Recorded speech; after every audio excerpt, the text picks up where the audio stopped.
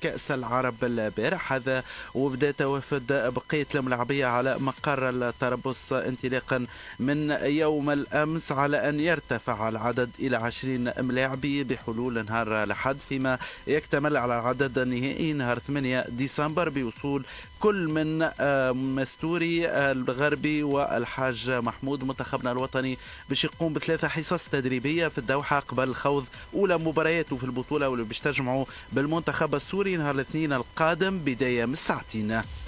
النادي الافريقي باش يواجه اليوم بدايه من الاربعه متاع العشيه على ارضيه ملعب حمد العقربي برادس في مباراه دوليه وديه منتخب نجوم القدس الفلسطيني. المباراه باش يديرها الحكم مجدي بلاغه بمساعده كل من عمرو البريدع كمساعد اول، مساعد ثاني محمد علي الدرويش. عمليه بيع تذاكر المباراه ما زالت متواصله، واللقاء نذكر انه باش يكون منقول مباشره على القناه الوطنيه الاولى.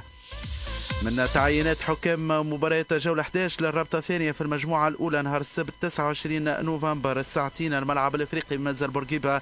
نادي حمام الأنف التحكيم لأمير العيادي، نزار الرياحي حكم لقاء أمل حمام سوسة محيط قرقنا، هلال الشابة بعث أبو حاجلة تحكيم لأنور العكروتي، وليد الهذلي إظافر مباراة سكك الحديد الصفاقسي وهلال مساكن، كوكب عقارب اتحاد بوسالم التحكيم لأحمد الكيلاني، وسام شريت حكم مباراة اتحاد تطاوين مكارم المهدي. نهار الاثنين 1 ديسمبر في نفس التوقيت جمعية مجرين سبورتينج بن عروس التحكيم لحمزة جعيد في المجموعة الثانية. نهار الأحد 30 نوفمبر الساعتين جمعية ريانا من بوشما حمزة المسيليني حكم للمباراة هذه. سفيان جبارة يدير مباراة نادي القربي أولمبيك سيدي بوزيد. جندوبة رياضية في القفصة التحكيم لنبيل الهمادي. طاهر تليش حكم مباراة اتحاد قصور السيف سبورتينج المكنين. سرجلمة تقدم سقيت الداير مباراة بصافرة حسام بن ساسي. محرز المالكي يدير لقاء الملعب القابسي مستقبل القصريين وهلال الرديف في مواجهة القلعة الرياضية والتحكيم لسمير العنلية. في الهاند منتخبنا الوطني التونسي الكبريات باش يستهل اليوم مشاركته في بطولة العالم ألمانيا وهولندا 2025 من 26 نوفمبر إلى 14 ديسمبر بمواجهة المنتخب الفرنسي بداية من 9 متاع الليل. المنتخب الوطني للسيدات شارك في 10 نسخ سابقة من بطولة العالم، إلا أنه لم يتمكن في أي دورة من تجاوز الدور الأول. عناصرنا الوطنية باش يلعبوا منافسات الدور الأول من بطولة العالم في المجموعة الخامسة رفقة فرنسا بولونيا والصين. نذكر انه اصحاب المراتب الثلاثة الاولى باش يتأهلوا للدورة الرئيسية.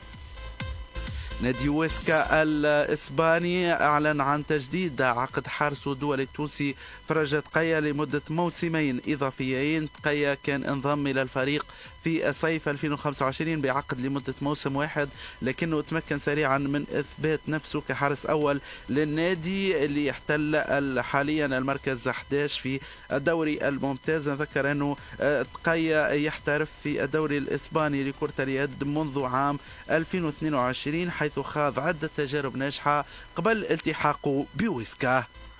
نختم أخبارنا بالرياضة العالمية. نادي برشلونة الإسباني أعلن عن تفاصيل إصابة لاعبه فيرمين لوبيز اللي تعرض لها خلال مشاركته في لقاء تشيلسي الإنجليزي بالجولة الخامسة لدوري أبطال أوروبا. البرسا قال في بيان عبر موقعه الرسمي أن الفحوصات الطبية اللي خضع لها فيرمين لوبيز أثبتت إصابته بشد في عضلة الساق اليمنى ويحتاج إلى فترة علاج وتأهيل تصل إلى جمعتين. نذكر أنه فيرمين تعرض للإصابة في الدقيقة 62 من عمر مباراة البارسا تشيلسي اللي أقيمت على ملعب ستانفورد بريدج وغادر على إثرها اللقاء. كانت هذه ثاني نشراتنا الرياضية اليوم. كل الأخبار كالعادة متواصلة على صفحة سبور باي إليسافام. باي باي. سبور على إليسافام.